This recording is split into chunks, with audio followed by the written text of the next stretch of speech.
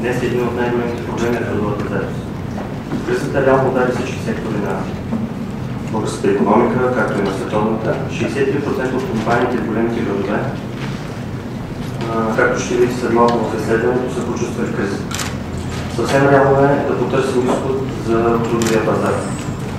Компанията, която представлявам, излиза с нов продукт. Това е платформата PlaySpace. Тя е базирана на идеята на социална мрежа. Както знаете, социалната мрежа е средство за бърза и ефективна комуникация между група хора с близки интереси. Предимството на работодателите в тази система е, че дава възможност за бързо търсене по определени критерии в база от CV профили на определени кандидати и за директно общуване с кандидата. А предимството на търсещите работа е, че системата позволява кандидата да бъде активен, т.е. той сам да предлага на работодателя своите условия, да пита и оттам нататък му дава възможност за избор. Най-важното е да се разбере, че този продукт значително улеснява комуникацията между двете страни в процеса – работодатели и търсещи работа, и повишава по този начин ефективността на подбора. Тъй като JobSpace е професионална компания в областта на трудовия пазар и нашата цел е изграждане на доверие към предлаганите от нас продукти, затова решихме, че е необходимо да направим изследване на пазара на труда в България в условията на криза. Изследването е направено съвместно с агенция ЕСТАТ. Сега давам думата на господин Желев да представи детайлно резултатите от изследването.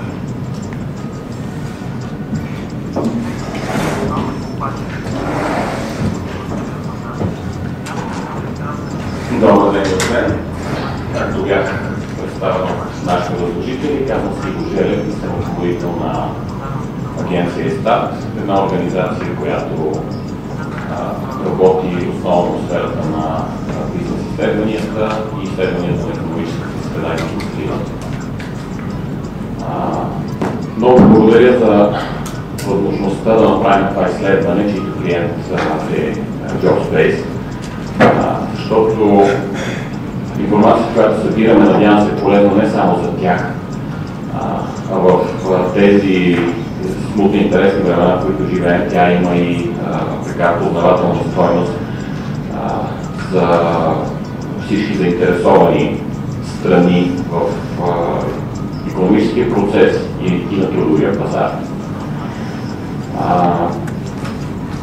Бързам да кажа, че изследването има две страни, две части, едната от които е ориентирана към това JobSpace да направи по-добре своя продукт. И разбира се, аз не мога да споделя така факти от тази част на изследването с вас. Но има и друга информация, която лично за мен в този момент се оказа много интересна и надявам се да ви отреча с нея. Ние сме направили изследване сред две целеви групи. Може да върнем, да. Едната извадка е от фирми от цялата страна и в рамките на това изследване са интервюирани 222 менеджери, членове на ръководните екипи или хората, занимаващи се с човешките ресурси в съответните фирми. Другото изследване обхваща представителна за гражданското население в трудоспособна възраст, ползващи интернет. И в рамките на тази част на изследването са интервюирани 409 лица. За какво давате, за какво плащате, когато търсите персонал? С уговорката, че на този въпрос отговарят само тези 45 компании от нашата извадка, които са декларирали, че разполагат с такъв бюджет. И виждате първите две позиции, че това са платените обяви в сайтовете за предлагане на работа, както и реклами, и онлайн рекламите. За мен този резултат категорично показва, че интернет се потвърдил вече като основен и най-ефективен канал за търсене и предлагане на работа.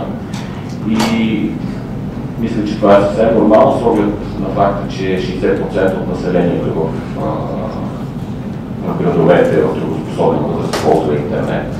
Очевидно, традиционните форми отстъпват все повече на новите медии. Ако трябва да направим сега кратко обобщение, общо взето ситуацията на пазара на труда е пряко следствие от макроекономическата ситуация в страната. Все още ще страха, има и такива смътни, неясни очертания, хората се страхуват, защото много се говори за криза, но все още не могат да разберат как конкретно тя ще се отрази на техния бизнес и на доходите на техните домакинства. Работодателите разсъждават на принципа всяко зло за добро и биха се възползвали веднага от възможността да сменят едни хора с по-квалифицирани и това е шанс за JobSpace и другите подобни техните конкуренти. Тоест, въпреки кризата на пазара на труда се очаква една динамика и при която глада за квалифицирани кадри продължава да бъде все така остър. Трудово-активното население не променя особено поведението си. Хората искат да сменят работата си поради две основни причини. Първата и водеща, разбира се, е търсенето на по-добри условия, като по-високо заплащане и по-добри условия на труд. И не на последно място обаче, около една четвърт от хората, които искат да сменят работата си, смятат да го направят, защото просто се нуждаят от промяна.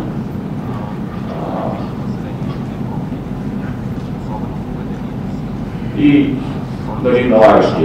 очевидно налагащия се извод е, че интернет е територията, на която от тук нататък работодатели и потенциални работници и служители ще комуникират и ще правят свои. Благодаря ви за внимание. Благодаря, господин Желев.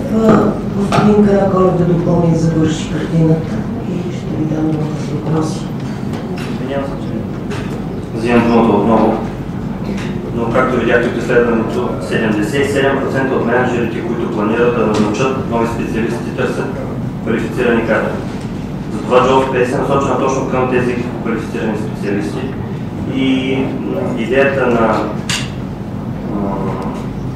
нашата платформа в тази връзка е да работим с кариерните центрове на всички големи български университети, както и с университети по отношение на новите специалности, които се създават в тях.